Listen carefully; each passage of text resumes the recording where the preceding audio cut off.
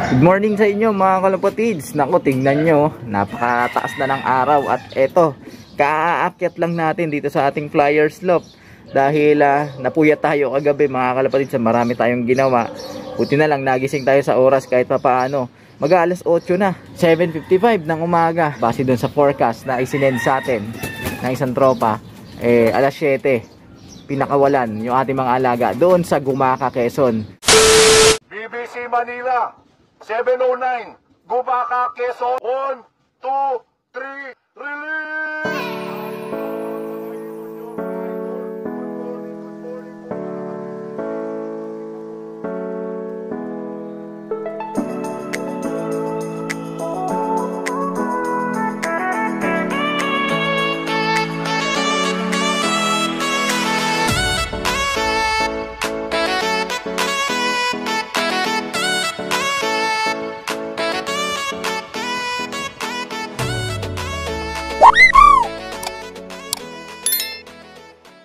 So 144 kilometers ang layo mula dito sa ating flyer slope. Sana maging maganda yung ating pauwian ngayon. Dahil ngayon na ang first lap pauwian mga kalapatids. At dito natin malalaman kung makakapagpauwi ba tayo ng Gumaca, Quezon. Makakapag-clock ba tayo mga kalapatids. Uuwian pa ba tayo ng ating mga alaga. Ano ang magiging performance ng dalawang ibon natin? Maaga ba silang mawawala? Ang makasagutan na yan ang ating aabangan sa episode na ito mga kalapatids. Kaya patuloy lang na tumutok at makiabang dito sa ating munting tambayan. Sa mga hindi pa nakapag-subscribe dyan, subscribe na kayo, hit nyo na notification bell para nang sa ganun updated kayo sa ginagawa nating kwentuhan, nakapupulutan ng mga kaalaman. Time check tayo mga kalapatids, alas 8 ng umaga. At eto, nandito yung ating mga alaga, pati si Nogin pansamantalang dito ko muna nilagay para makapag-unat-unat kahapon dahil naglinis tayo dito sa ating mga kulungan dyan. Walang laman yan mga kalapatids. Habang may oras pa tayo mga kalapatids, aasikasuhin na natin itong ating mga ibon. Pakakainin na natin sila. Hello, kamusta ka? Yan, pakakainin na natin sila mga kalapatids at paiinumin para mamaya ay full force na tayo yung ating attention doon sa ating mga ibon na inaantabayanan.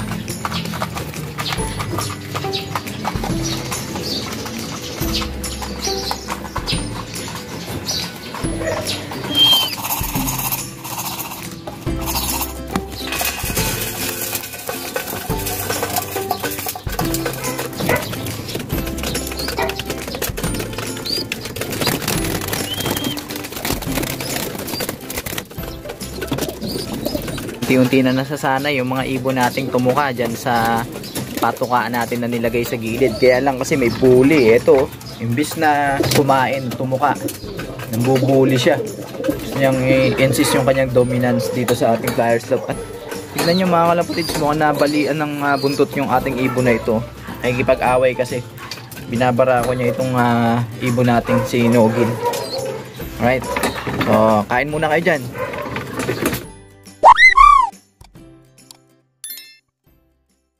Update mga kalapatids, 9:08 ng umaga at unti-unti na ngang may mga dumadaan panaka-naka na mga grupo ng ibon dito sa ating area.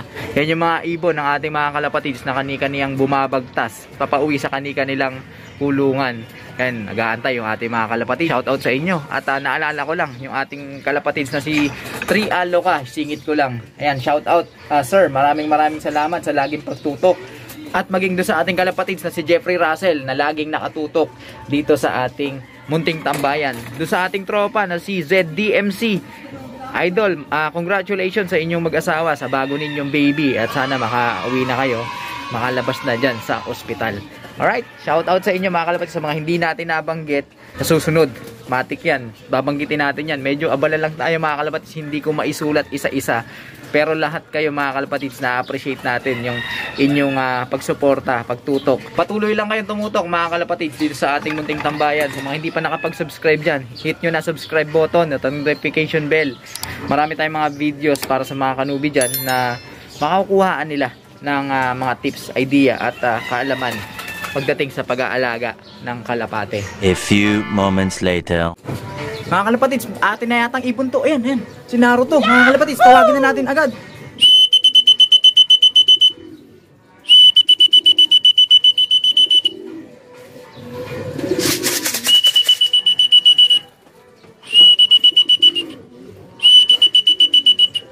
Ayan, si Naruto yung first dropper natin mga kalapatids. Papasukin na natin. Naku. Malanjo. Tumambay pa si Naruto. Ay naku, ayaw pumasok mga kalapatids. Diyan mo, nakakadalawang minuto na yata siyang nasasayang.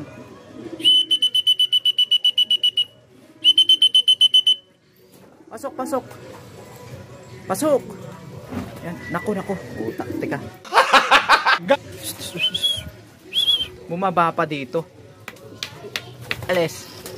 Naku! Lumipad pa sa bubong. Ay nako, Walanjo. Tawagin natin. Ngayon pa nagloko si Naruto. Oh, ayan. Atin yan. Ayan, malanding. Atin yan, mga kalapatids. Ayan, si ano na yan? Ayan, kitang-kita. Ayan, ganda ng... ayusin mo. Yun. Andyan na rin si, mga kalapatids, si Erit. Baba ka na. Ano naman ito? Yun, alright. So magkaklakla ako mga kalapatids. A few moments later. Update tayo mga kalapatids. Ayan, ang saya natin. Nakapag-clack tayo mga kalapatids. At kanina, pagpasok nito ni Naruto, ay sumunod na agad itong si Erit natin. So, namoblema ako kung sino yung una kong tatanggaling sticker, pero inuna ko na yung kay Naruto. At medyo masikip. Alam nyo na, masikip yung pagkaka-sticker ng ating core. Kaya medyo natanggalan ako mga kalapatids. Ganun din dito sa ating ibon na si Erit. Nagtatanggal pa lang tayo ng sticker ni Naruto, pumasok na itong si Erit. So hindi ko na lang na-videohan kasi nga busy ako sa pagkalkal ng sticker ng ating ibon na ito na si Naruto. Then nung natanggal ko, sabay ko na tinanggal. Alright, tapos kinuha ko yung dalawang sticker. Una kong kinlock, ito yung kay Naruto.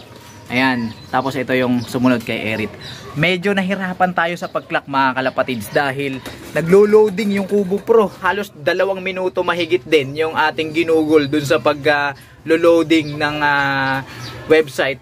O nag-clock tayo kasi dun sa apps naglalag talaga. Siguro sa dami ng mga nagka-clock na mga kalapatids din sa pauwian na ito. Maraming gumagamit ng system o database ng Kubo Pro. Kaya ayun, naglo-loading na mga kalapatids. Kaya nahirapan tayo halos 2 minutes and a half siguro kung di ako nagkakamali yung nasayang natin sa pag-refresh at sa kabutihang palad, ayan, nakapag-clock tayo mga kalapatids. At kanina, nung hinawakan ko to si Erit habang kinukuha ko yung sticker, napakiramdaman ko yung katawan niya talagang umimpis, nagsunog mga kalapatids. Kaya i-recover na natin tong mga to agad. Ayan, pinainom na natin ng electrolytes, tapos pinalis na natin muna dito yung isang ibon natin na magulo.